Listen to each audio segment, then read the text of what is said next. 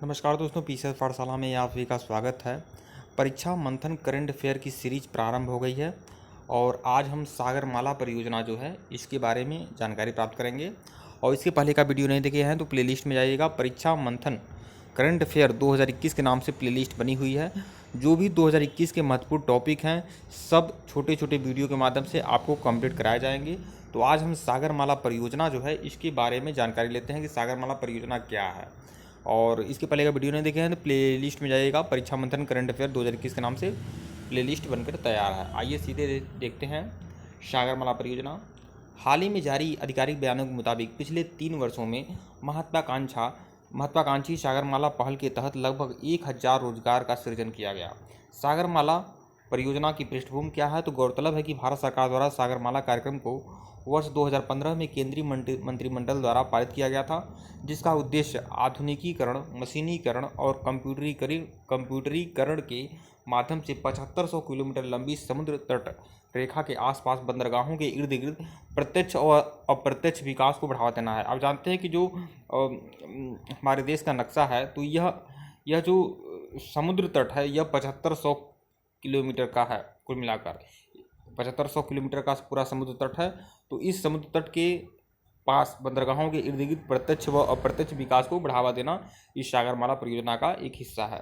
इस पहल का उद्देश्य भारत के 7500 किलोमीटर लंबे समुद्र तट के साथ सभी द्वीपों के मिलाकर यह 7500 किलोमीटर होता है बंदरगाह आधारित विकास को बढ़ावा देना है। ध्यातव्य है कि इस परियोजना में बंदरगाह टर्मिनलों के साथ रेल सड़क संपर्क की स्थापना भी शामिल है, जैसे बंदरगाहों को अंतिम मील कनेक्टिविटी प्रदान करना, नए क्षेत्रों के साथ संपर्क का विकास करना, रेल, अंतर्देशीय जलमार्गों, तटीय एवं सड़क सेवाओं सहित मल्टी मॉडल कनेक्टिविटी में वृद्धि करना। यह सभी है सागरमाला परियोजना का उद्देश्य।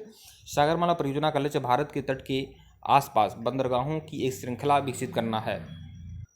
नोडल मंत्रालय। इस पहल के लिए केंद्रीय नौवहन मंत्रालय को नोडल मंत्रालय के रूप में नियुक्त किया गया है।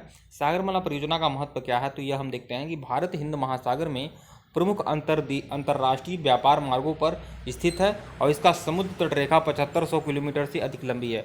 देखिए, जो 7500 किलोमीटर जो तट रेखा बता रहा है यह मुख्य भूमि को लेकर भी, और साथ ही साथ जो लक्षद्वीप है या अंडमान निकोबार द्वीप है, इन द्वीपों की जो तट रेखा है सबको मिलाकर 7500 किलोमीटर है। फिर भी भारतीय बंदरगाहों पर क्षमता की कमी और आधुनिक सुविधाओं के अभाव के कारण देश के भीतर और बाहर माल भेजने में बहुत अधिक समय लगता है और विश्व व्यापार में भारत की हिस्सेदारी में कमी आती है। नदियों की अंतर्देशीय जलमार्ग के रूप में विकसित करने से घरेलू रसद लागतों को कम करने में मदद मिल सकती है। सागरमाला परियोजना 2025 तक भारत के व्यापारिक निर्यात को 2025 तक यह लक्ष्य रखा गया है कि 110 बिलियन डॉलर तक बढ़ा सकती है और अनुमानित 10 मिलियन कई नौकरियां का सृजन कर सकती है। मतलब एक सागरमाला परियोजना से 1 करोड़ लोगों को नौकरी मिलेगी और कम से कम 110 बिलियन डॉलर तक इसका निवेश बढ़ेगा।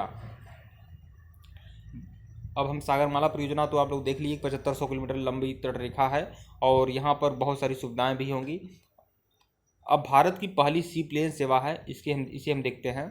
प्रधानमंत्री नरेंद्र मोदी द्वारा सरदार वल्लभ भाई पटेल की जयंती पर 31 अक्टूबर 2020 को देश में पहली बार एक विशेष सेवा के रूप में 19 सीट वाला सी प्लेन का गुजरात में साबरमती रिवर फ्रंट और सरदार वल्लभ भाई पटेल की स्टैचू ऑफ यूनिटी के बीच, देखिए गुजरात में साबरमती रिवर फ्रंट और सरदार वल्लभ भाई पटेल की जो स्टैचू ऑफ यूनिटी है इसके बीच सी प्लेन चलाई गई थी जो 19 सीटर थी। उड़ानों के लिए उद्घाटन किया गया था। देश का पहला सी प्लेन प्रोजेक्ट केंद्रीय नागरिक उड्डयन मंत्रालय के एक निर्देश का हिस्सा था। ठीक है दोस्तों, वीडियो को लाइक और चैनल को सब्सक्राइब करिएगा। डिस्क्रिप्शन में लिंक टेलीग्राम का है, टेलीग्राम को बिल्कुल ज्वाइन करिएगा। और इस तरह से लगातार आप लोग को परीक्षा मंथन करंट अफेयर की सीरीज मिलती रहेगी और सभी जो भी सीरीज आप लोग को मिली है परीक्षा मंथन करंट अफेयर की, यह सभी मोस्ट इंपॉर्टेंट है। ठीक है दोस्तों, वीडियो को लाइक और चैनल को सब्सक्राइब करिएगा। धन्यवाद आप लोग को।